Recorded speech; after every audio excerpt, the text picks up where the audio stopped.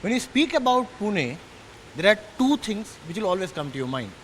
One is the Puneri missile, and then the auto industry, the Chakan Pune belt, and leading that charge is Bajaj Auto. And in times of COVID, the way the industry has worked, the challenges it has faced, to talk to me about it, I am joined by Mr. Rakesh Sharma from Bajaj Auto. So thanks a lot for speaking to us. I hope first of all you're taking care of yourself, your employees, and everybody at your home. Thank you, Utkarsh. Yes, of course, COVID is absolutely top of our mind. And I can tell you that ever since lockdowns have been lifted, it has taken a absolutely humongous effort, particularly on the supply chain side, to resume operations. You know, it starts with first ensuring there is complete safety inside the plants and the offices. You have to set up protocols. You have to redistribute seating arrangements, production lines, so that there is safe distancing. Then there is, things like canteen, services, etc. And a lot of awareness and training, monitoring, and then after that, if there is a case, and inevitably there are cases, to do primary contact tracing, testing. So when you put all of that together, there is a humongous effort to resume operations in this. And once we have done that within our own company and our own premises, because our factories are dependent on our vendors, and we have, as you know, in auto, almost multiple level of vendors. There are 3 levels of vendors. We have to carry on the same kind of effort backwards into our vendors and make sure that they are also, fully equipped to deal with the situation. It is very, very important to do so, not just for continuity of operations, but also to reassure the employees so that they feel safe about coming here. And then there are dealerships. There are multiple levels of dealerships at the front end. So then these protocols for service workshops, for stores, they have to be defined. People have to be trained. A lot of this has been done virtually. We have in fact done a new product launch. We have done the business launch in Thailand, and all the training and leading up to the launch conference was all achieved virtually. It has put a lot of strain and a lot of responsibility on the employees. So let's speak about the production side. According to you, how are you managing production? The 2 levels. One, the supplier side, the vendor. And more importantly, with the social distancing norms, how difficult is getting the capacity out of the system? It is very difficult. Earlier it started with actually just getting the workforce in. And that was the period of June or so, June, July. But once one got the workforce in and the protocols were established and people were able to feel reassured, it became a matter of ensuring the continuity of supply from the vendor's side. And the situation is very fragile. It's very wobbly because we are dependent on our vendors and they are dependent on other vendors. And at any point of time, the supply chain can get disturbed because one vendor or people in that vendor are put in a containment zone. Yeah. And once a small part is interrupted, the supply is interrupted, the whole production ceases to a halt. We also have to deal with transport systems. Yeah. Even though the port is only a few hundred kilometers, but it is very difficult to get. It was very difficult to get drivers, but now drivers have come back, not just from the state of Maharashtra, but we find that the drivers have come back even from Uttar Pradesh and all. So it is a very good thing which is happening, but it's fragile. Anytime there can be an outbreak, and all this work has to be then done again. There's always a plan A, plan B, plan C in place nowadays? No, it's very difficult to have different plans because it is not possible to anticipate the scenarios. What is needed is a very swift response. So if a vendor goes into trouble because of whatever reason, being in a containment zone or the people not being able, able to work over there, then immediately we have to respond by shifting production to another vendor, you know. So a lot of agility and speed of response is needed. It's difficult to make a plan A, B, and C for this situation. Innumerous number of plans Yeah, have yeah, to be made. yeah. That's right. We're speaking about capacity. What's happening with demand? So suddenly, there is a demand in market where we are seeing that people want to buy.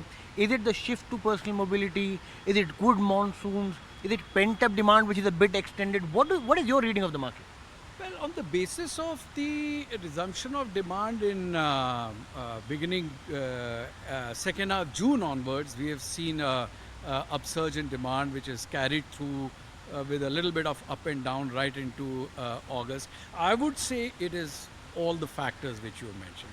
There is definitely pent up demand because for almost 2 months there was no sale, and business has to carry on. Secondly, no doubt that there are many parts of the country where liquidity has improved. These are the agricultural areas. I won't say this is deep rural, but these are the small agricultural towns, the mandi towns, the wholesale market towns, which have seen a very good business environment. And yes, confidence level is up.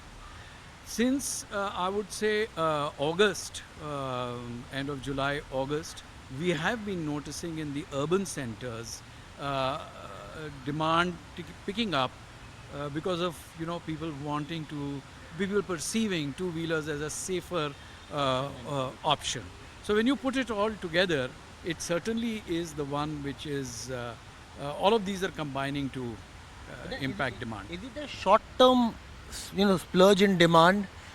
Because many say that till the time there will not be any steps done to boost the economy, after say Diwali, after the festive season, maybe we'll still be back to normal where we were. Yeah, I think so. I think that's a very fair point. We have to, some of these factors, like the pent up demand, or this feeling that two wheelers is a safer alternative, they might sort of dissipate over a period of time. It is to be only expected. And I must say that even today, the demand has come back to, let's say 90%, 85% to 95% of last year. Yeah. But last year was not a stellar year. I mean, we were already, the industry was in double digit decline, and there are certain, very fundamental issues the industry was facing, primarily on the cost side, driven by regulatory compliances of BS6 or insurance, BS6 now, but last year insurance, ABS, etc. So those have not disappeared. And once these factors, the positive factors, dissipate over a period of time, I certainly feel that we will again be faced with that stark reality once again. Yeah. So one thing which I wanted to ask, sir, there has been a lot of talk about the industry speaking to the government. We have made a lot of times demands for a GST rate cut. At the point where where it is a fair ask, and once the GST rate cut happens, it might be really benefiting sales. Announcements by ministers, whether it be SIAM, whether it be other places, do you think that derails or makes people wait for the GST cut to come where it might not come, because this is the same scenario which happened last year? Yes, yes. Do you think this derails the whole process more than really getting the sales up? Yeah, I think, it is an important discussion, and it is a very difficult decision. One can understand with a government strapped for resources, whether this will trigger the demand and improve tax collection, or whether it will not trigger and just be a drain on the resources. This is an important one, but I think it has to be done in a limited, closed door manner. There is no point, jumping the gun and announcing these things when they have not been finalized, because there are many stakeholders in the decision, whether it's state, center, etc.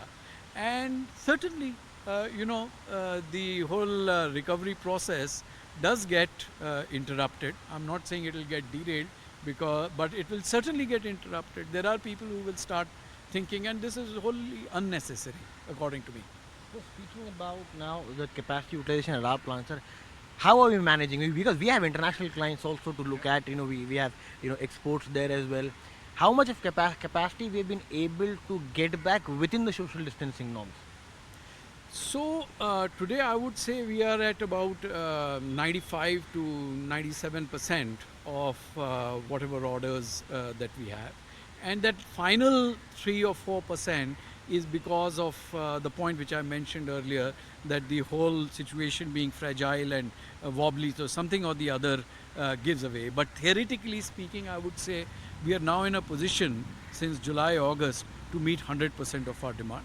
But the last 4 5%, because of some occurrence happening, does get compromised. How are the international markets faring for you, sir? Well, international markets have also come back, and very, very much similar to what's happening in India. They are at about 90, the retails over there are at about 90% levels of what they were last year. But there are a lot of stocks in the pipeline. Those had to get exhausted. I think we are towards the end of that period, and hopefully we are going to see a very, very good month from an international sales point of view in September itself. Sir, the government has been speaking about Atmanirbhar Bharat for a long now, and I've often said to people that the two-wheeler industry, especially in India, has competed very well and shown Atmanirbharta much before it became a slogan by the government.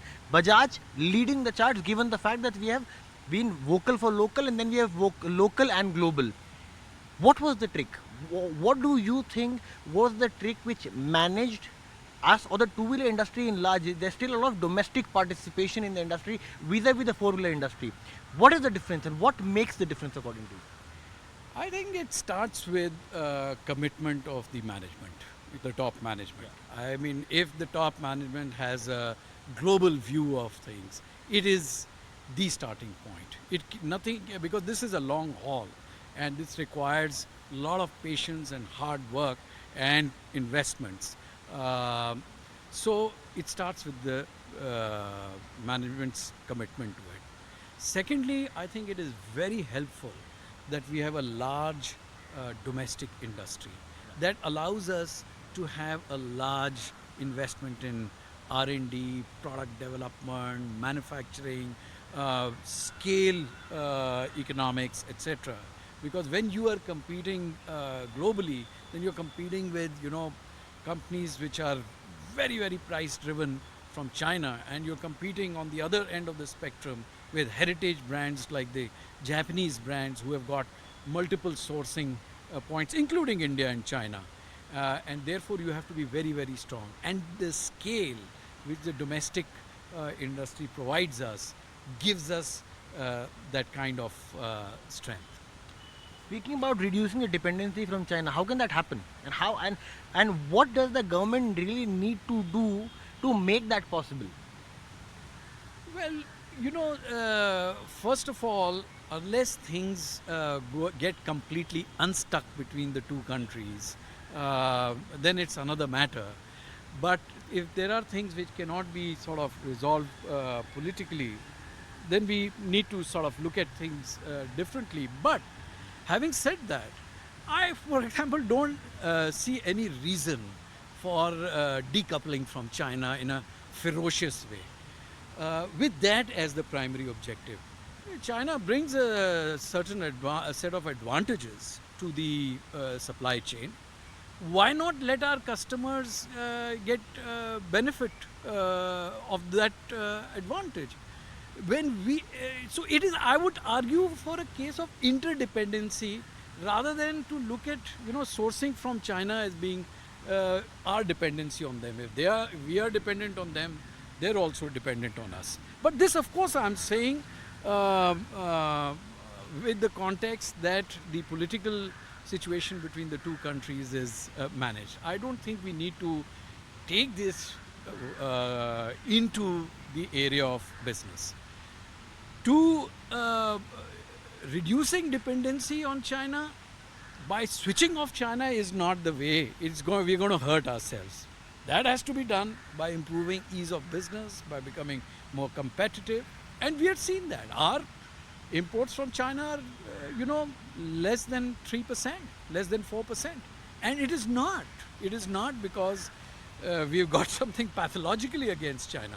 We have made business and commercial decisions which suggest that sourcing from India or some other countries is better when you put the whole thing holistically. So it can be done, but it has to be done in a structured way. It cannot be the first step is to switch off the imports. The first step is to put things right at our end. That is what will reduce our dependency on imports, which can be very easily replicated in India, let's say. So, wanted to ask you, sir, this is the motorcycle business and the scooter business. In three-wheeler, there's still a problem because the market has not really gone up. Yeah. It's been. How do you manage to see that?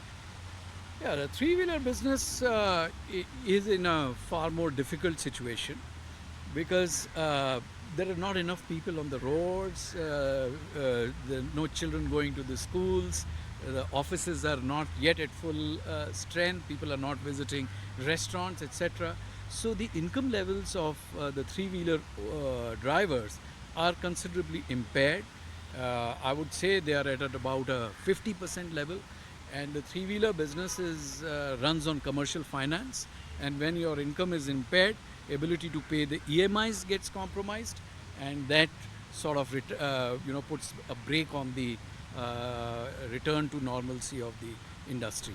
So I would say the three-wheeler business is at about sort of moving up, but inching up slowly. It was in June at about 20%, and July 30%, and August, September, I'm seeing it at about 40% levels. Does it need drastic steps to be taken at the management level, or No, not really. It's very difficult to assuage this from any set of management actions because it is dependent on really, the traffic patterns and the need of movement of people. We can make it a bit easier for our dealers and things like that.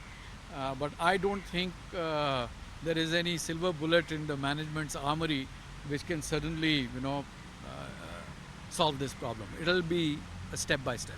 Just want to understand, sir, when we speak about the shift to personal mobility, is there also a scene where we are seeing the 100cc or the entry level bikes being sold more? Is there any sign like that? So that is a very good thing which has happened, I think. Despite this major shock in the system, the fundamental structure of the industry has not really shifted. So the segments are more or less where they are. But certainly in a same segment, we are seeing some kind of a movement towards the lower priced models. So basically people are not got shocked enough to say that, okay, I was a 150cc motorcycle buyer, now because of this I'm going to buy a 100cc. No, he still wants to buy a 150cc bike, but is now far more careful in assessing the value of the 150cc portfolio, and will go for the one which gives him the best value. Last question before I let you go. Harley Davidson is looking for partners in India. Many say Bajaj is also one of them which they are talking to. Have they approached us? But till now? No comments. No comments. So thanks a lot for speaking to us, and I hope that the next time we speak in better situations, with better conditions, and we speak when there is no talk of COVID but growth. Thank you, sir. Thanks a lot for speaking to us. Thank you, Utkarsh, for coming along. Thank you.